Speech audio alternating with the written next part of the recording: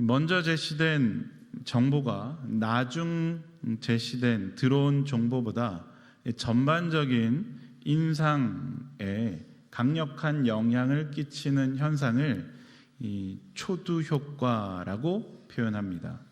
먼저 본 것이 나중 본 것보다 훨씬 더 많은 강력한 영향을 끼치는 것. 우리는 이것을 쉽게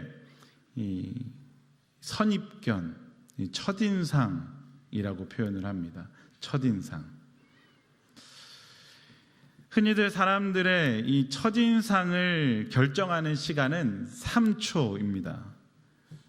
사람을 잘 알고 깊이 본다고 하지만 사실 딱 보고 3초 만에 그 사람이 어떤 사람인지 분별하는 것이죠. 제일 먼저 보이는 것이 얼굴입니다. 얼굴을 보고 보통 70% 이상을 판단합니다. 이 사람은 이런 사람일 것이다. 저런 사람일 것이다. 그 뒤에 작은 소소한 옷, 그리고 성품, 사람과의 관계 이런 것들을 보면서 그 사람의 됨됨이를 평가해 간다고들 말합니다. 옆에 있는 분들을 좀 보시죠. 딱 보시죠. 첫인상. 오늘의 첫인상은 어떠십니까? 좋습니다. 은혜가 충만합니다. 네. 인간관계 안에서 나타날 수 있는 여러 양상들 중에 관계를 힘들고 어렵게 하는 것이 있는데 그 중에 하나는 편견이죠. 혹은 조금 더 나아가면 편향적 사고입니다. 이 선입관으로부터 시작된 편견은 그 편견이 결과로 나아가기까지 되는데 여러 가지 작용을 하게 되는데 편향적인 사고로까지 흘러가게 되는 것이죠.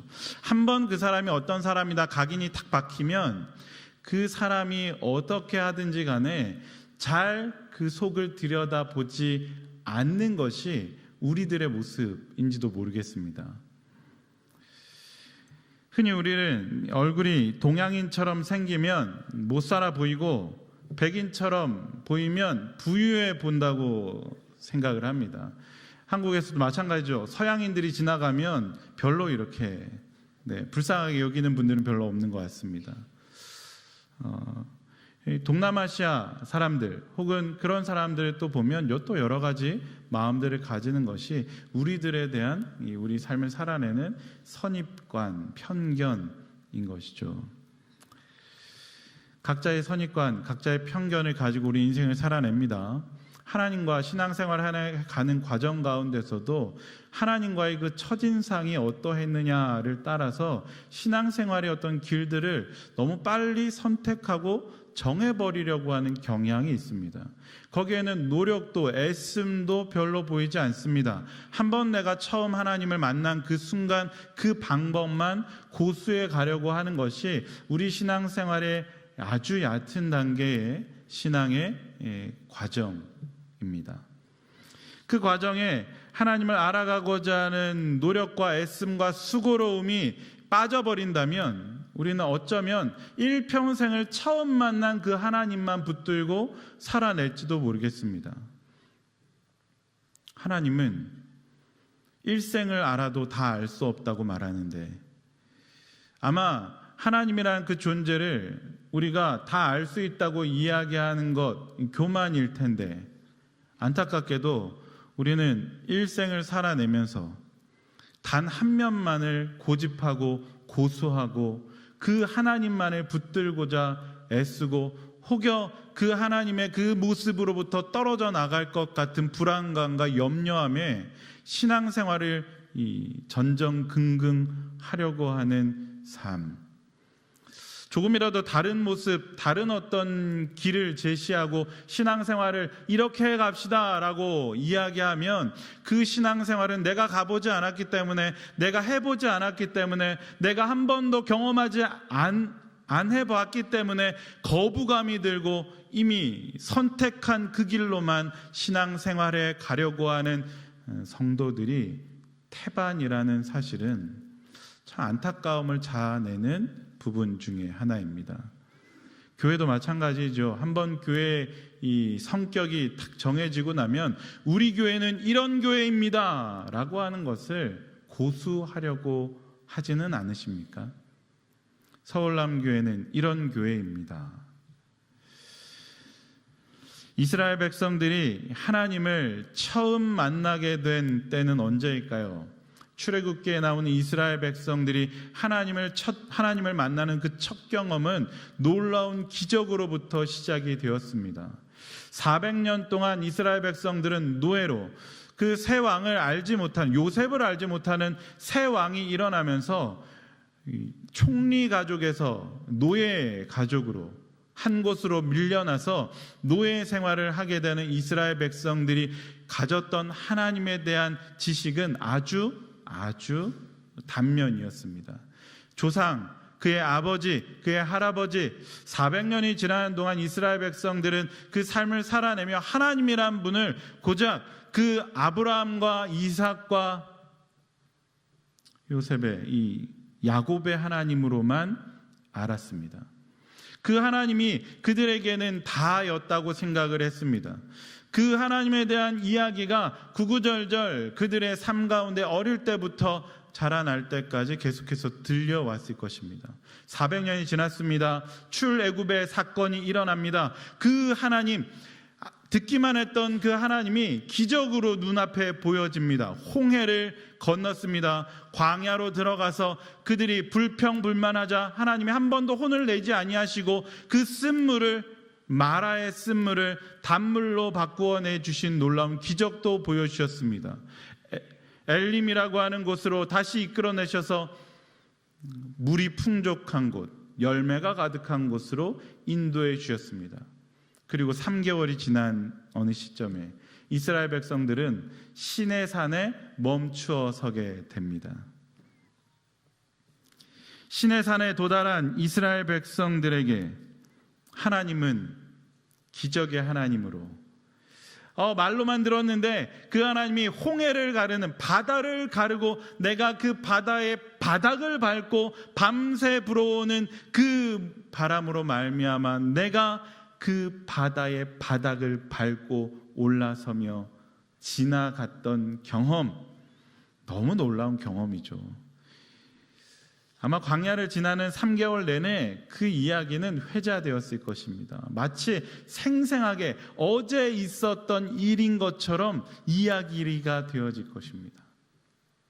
10년이 지나도, 20년이 지나도, 30년이 지나도, 아마 40년, 모르긴 몰라도 40년 광야 내내 이스라엘 백성들은 하나님, 홍해의 기적을 일으켜 주신 하나님, 기적의 하나님, 기적 얼마나 짜릿한 것인지 모르겠습니다. 얼마나 놀라운 일인지 모릅니다. 아마 여기 앉아 계신 분들 중에 몇몇 분들은 그 기적의 하나님을 경험하셨을지도 모르겠습니다. 질병 가운데 완치되는 경험 하셨습니까? 어려움 가운데 마치 완전 180도 상황이 바뀌어지는 상황들 경험하셨습니까? 사업이 망하게 되었는데 갑자기 하루아침에 완전히 돌아서서 성공하게 된 경험을 하셨습니까? 얼마나 짜릿한 경험입니까? 그 하나님이 때로는 그리워지지 않으십니까? 그런 기적들이 매일매일 일어나지 않기 때문이죠. 20년 전, 30년 전, 혹은 이 중에는 60, 70년 전 어머니의 그 놀라운 기적과 같은 경험을 매일매일 듣고 자란 40대, 50대의 젊은 청장년들도 있을지 모르겠습니다. 그 하나님은 얼마나 놀라운 하나님인지 이스라엘 백성들에게도 그 하나님은 기억할 수밖에, 그리고 첫인상이 너무나 강렬했다는 것을 우리는 성경을 통해서 보게 되는 것이죠. 그러한 하나님께서 이스라엘 백성들을 만나가시기 시작합니다. 단순히 모세를 통하여서 모세를 중심으로 모세에게 전해준 말씀으로만 나타난 기적의 하나님이 아닌 직접 이스라엘 백성들 가운데 만나시는 하나님의 모습이 오늘 본문 앞본문 19장부터 한 맥락 안에서 들여다 보이게 됩니다. 하나님은 먼저 백성들에게 직접 강림하실 것을 예고하시는데 출애굽기 19장 9절이죠. 9절입니다. 여호와께서 모세에게 이르시되 내가 빽빽한 구름 가운데서 내게 임함은 내가 너와 말하는 것을 백성들이 듣게 하며 또한 너를 영영히 믿게 하려 함이니라. 모세가 백성의 말을 여호와께 아뢰었으므로. 하나님은 이스라엘 백성들을 만나시기 위해서 준비를 시키십니다. 그 준비 과정들이 19장 10절부터 13절까지 나오는데 본문을 띄워주시면 10절에 보면 성결하여 여호와께서 모세에게 이르시되 너는 백성에게로 가서 오늘과 내일 그들을 성결하게 하며 그들에게 옷을 빨게 하고. 먼저 하나님이 이스라엘 백성들을 만나시기로 작정을 하시고 3일의 기한을 정하시는데 처음 그들이 해야 했던 것은 성결하게 하며 옷을 빨게 하는 것이었습니다. 3개월 동안 이스라엘 백성들이 입고 있었던 옷, 출애굽하면서 입고 있었던 그 옷을 여지껏 입고 있었겠죠. 광야의 3개월은 그들이 모래바람과 강렬한 햇빛과 또 때로는 이슬을 맞아가면서 그들의 옷이 여러 가지로 더러워졌을지도 모르겠습니다. 먼저 그들은 외형을 깨끗하게 하시는 하나님의 명령을 듣습니다. 12절이죠. 12절, 13절. 그리고 하나님은 경계를 정하십니다. 3일 경계를 정하여 넘어오지 말라. 침범하는 자는 반드시 죽임을 당할 것이다. 지금까지 하나님은 이스라엘 백성들에게 너무나 기적과도 같은 모습으로 보여주셨습니다. 기적의 하나님이 이 홍해를 가르게 하셨고 그들의 물을 마시게 하셨으며 그들 가운데 구름 기둥과 불기둥으로 함께 하셨죠. 기적의 그 하나님이 하나님 앞에 설 준비를 하게 하십니다. 이 말씀 앞부분, 하나님은 그 3일 동안 해야 될 그들의 많은 일들, 그리고 하나님께서 20장부터 하시게 될 10계명의 많은 말씀들을 모세를 통하여서 전달을 하시는데 이스라엘 백성들은 그 말씀을 받을 준비가 되었을까 봐야 됩니다. 7절입니다. 19장 7절인데 여러분들 본문을 성경을 한번 한 장 넘겨보시면 7절입니다. 모세가 내려와서 백성의 장로들을 불러 여호와께서 자기에게 명령하신 그 모든 말씀을 그들 앞에 진술하니. 모세가 앞으로 하나님께서 전해줄 그 말, 그리고 3일 동안 그들이 해야 될 그 말들을 전함에 있어 그들이 어떤 태도로 반응하느냐. 8절인데 백성이 일제히 응답하여 이르되 여호와께서 명령하신 대로 우리가 다 행하겠습니다. 모세가 백성의 말을 여호와께 전하매. 8절이죠. 이스라엘 백성들은 모세가 전해주는 그 말을 채 끝나기도 전에 그 말의 내용과 그 말의 어떤 의미와 그 말 속에 하나님께서 어떤 마음으로 그들에게 명령하시는지에서 충분히 가늠해 보기도 전에 하나님께서 모세를 통해서 하시는 그 말씀을 그냥 그대로 받고 그대로 하겠습니다 라고 말하고 있죠. 얼마나 믿음의 백성인지 보여주는 것처럼 보입니다. 순종하는 것처럼 보입니다. 잘 봐야 될 필요가 있습니다. 이스라엘 백성들은 과연 하나님께서 모세를 통해서 하시고자 하는 그 말의 의미를 충분히 가늠하고 생각하고 그 마음속에 담고 그 마음의 준비를 함으로 일제히 다 같이 응답하고 있는 것일까요? 아니요, 그렇지 않습니다. 말이 채 끝나기도 전에 이스라엘 백성들은 네, 알겠습니다. 자, 우리 오늘 말씀대로 잘 살아봅시다. 그렇게 말씀대로 한 주간을 살아냈으면 좋겠습니다. 아멘. 네. 아멘. 거기에는 생각도 고민도 삶에 대한 염려도 삶을 어떻게 말씀으로 부딪혀내야 되는지에 대한 가늠도 없습니다. 아멘. 그 뒤에 이스라엘 백성들의 모습이 오늘 본문 20장 18절부터 21절까지의 본문인데 그들은 하나님을 만날 준비가 전혀 되어 있지 않습니다. 하나님은 이스라엘 백성들과 만남을 가지기 위해서 많은 말의 준비와 또 과정과 이스라엘 백성들을 향한 마음을 담아서 모세에게 한마디 한마디 전달하고 있는데, 이스라엘 백성들은 기적이 주는 그 짜릿함 때문에요. 기적이, 하나님께서 이스라엘 백성들에게 주신 그 기적의 놀라운 경험은 그들이 하나님을 충분히 만나거나 충분히 고민하거나 충분한 만남의 시간을 위해서 자신의 것을 희생하거나 자신의 것을 내어주거나 자기의 마음을 그 말씀 앞에 부딪혀내려고 하는 노력을 상실하게 한 채 짜릿한 경험, 또 하나님이 기적을 베풀어 주시는 것 아닌가, 거기에는 별로 고민이 필요 없는 것이죠. 이루어 주시면 보면 되는 것 아니겠습니까? 저희 어머님이 제가 중학교 때쯤에 예수님을 아마도 인격적으로 만나신 것 같습니다. 그때 참 별로 이 병명도 없이 허리병을 앓으셔가지고 제가 참 무심한 아들이었던 것 같은데, 어머니가 어떤 질병을 가지고 있는지 혹은 고통을 가지고 있는지 청소년기에 눈에 잘 안 들어왔던 것 같습니다. 나중에 고등학교, 대학교 들어서야 어머니가 하나님을 만나게 되는 과정을 들었는데, 저희 어머니가 고맘때쯤 허리가 낫지 않아서 기절도 하시고 교회에서 쓰러지셔서 엎혀서 집으로 돌아오기도 하시는 그런 과정들 겪으시면서 기도하시면서 놀라운 경험을 하셨다고 합니다. 기도원에 가서 기도하는데 하나님께서 그 허리를 이렇게 펴주시는 경험을 해주셔가지고 그 놀라운 하나님의 경험을 이야기를 나중에서야 들었습니다. 만약 저희 어머니가 그 기적을 쫓아서 기도원을 쫓아다니기 시작했다면 청소년기 제가 아마 어머니를 굉장히 싫어했을지도 모르겠습니다.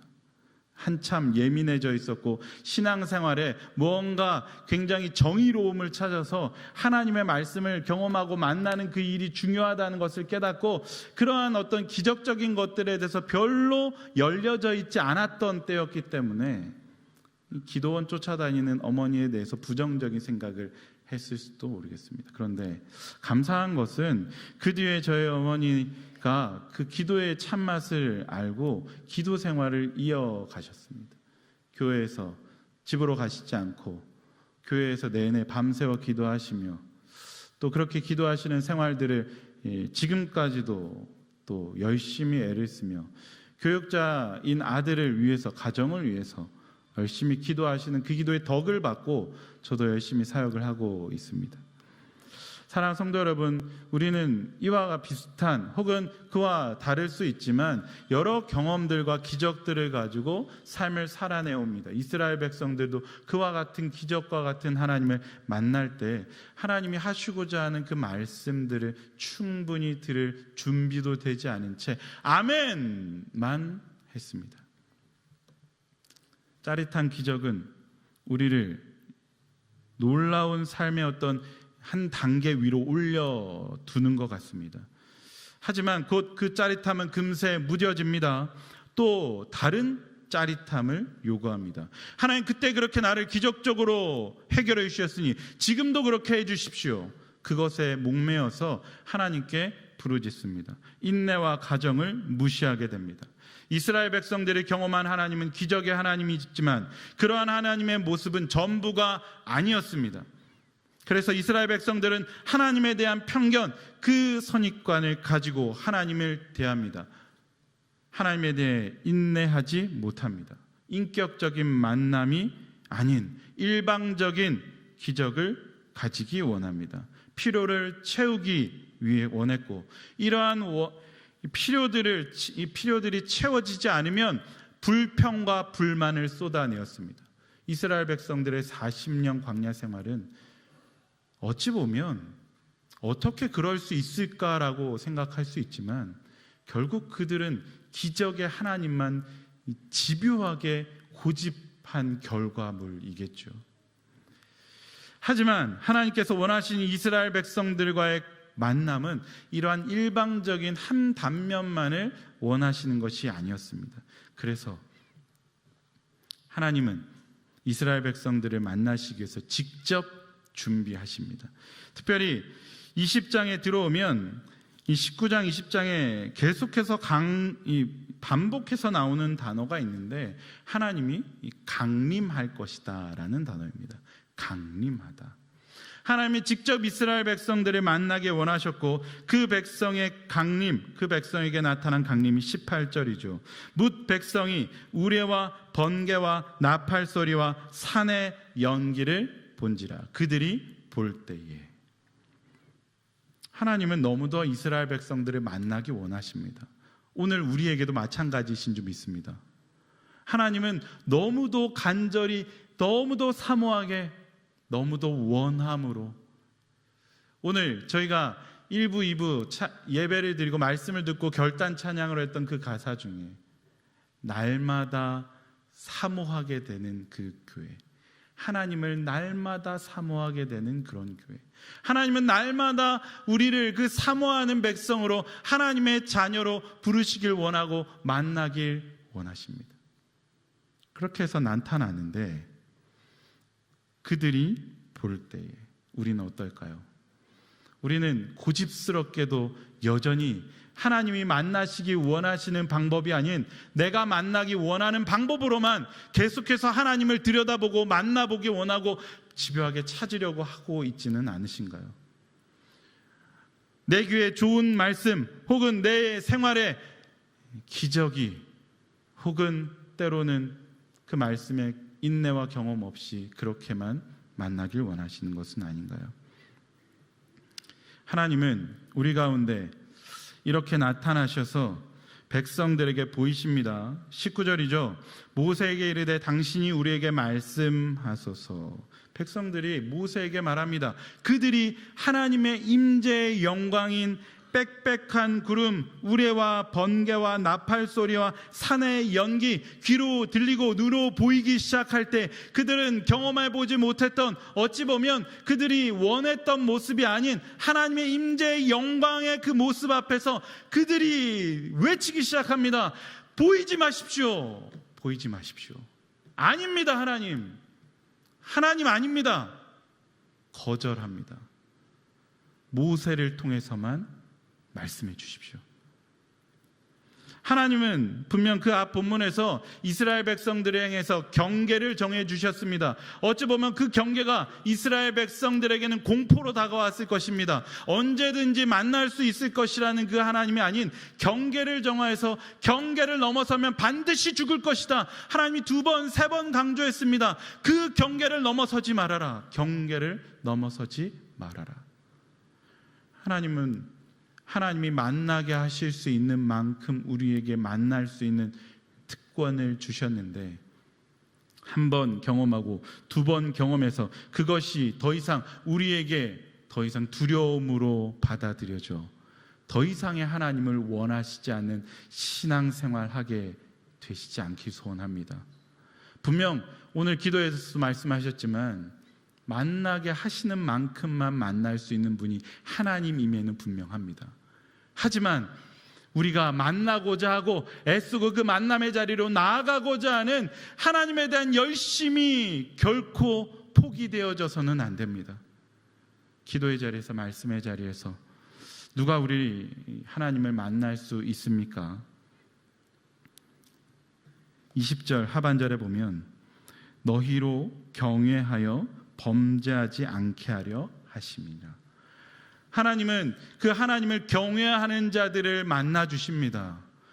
하나님 앞에 이스라엘 백성들은 두려움으로 하나님을 거부하였지만 모세는 오히려 21절에 보면 하나님이 계신 흑암으로 가까이 나아가니라. 이 흑암은 어두운 것, 암흑이 아니라 빽빽한 구름이라는 의미입니다. 임재의 영광이었던 그곳으로 모세는 나아간 것이죠. 누가 하나님을 만날 수 있습니까? 우리가 볼 때 내가 원하는 방식으로 하나님을 만나는 것이 아닙니다. 내가 원하는 만큼만 하나님을 만나고자 하는 것은 교만이요 게으름입니다. 하나님 앞에 우리가, 모세는 놀라운 그 영광 앞에서 더 나아갔다고 말합니다. 더 나아갔다. 히브리서 말씀은 이러한 우리를 향하여서 경계를 새롭게 정해 주십니다. 이스라엘 백성들에게 신의 산으로 나아오지 못하게 하는 그 경계를 정해 주신 하나님은 우리에게 새롭게 경계를 정해 주셨습니다. 히브리서 10장 19절로 22절 말씀 제가 읽어보겠습니다.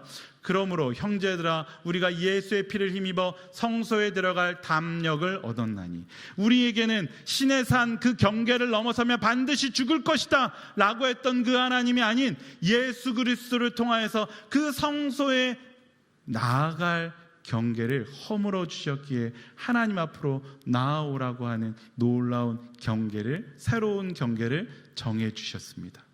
우리가 나아가야 될 경계는 성소로 나아가는 하나님과의 만남의 자리인 줄 믿습니다. 열심을 내시기 바랍니다. 6월 장마가 시작이 되고 어느 한 텀 상반기가 지나가며 이제는 구역장 모임도 혹은 구역 모임도 혹은 여러 가지 행사들도 어느 정도 마무리되어져 가고 7, 8월 방학을 앞두고 있는 우리, 이때가 가장 하나님을 깊이 만날 수 있는, 하나님을 만나야 되는 때인 줄 믿습니다. 힘써 그 지성소로 나아가 하나님 앞에 그 담력을 얻어 예수 그리스도에게로 오직 그 휘장을 찢으신 새로운 살 길이요 휘장 곧 그의 육체를 열어놓으신 하나님 앞에 예수 그리스도를 의지하여서 오늘도 이 한 주간도 하나님의 그 은혜를 사모함으로 깊이 나아가며 하나님의 말씀하실 때까지 충분히 듣고 그 말씀 앞에 순종해내는 놀라운 은혜의 자리 신앙생활하는 참 기쁨을 누리는 저희들 한 주간의 삶이 되기 소원합니다.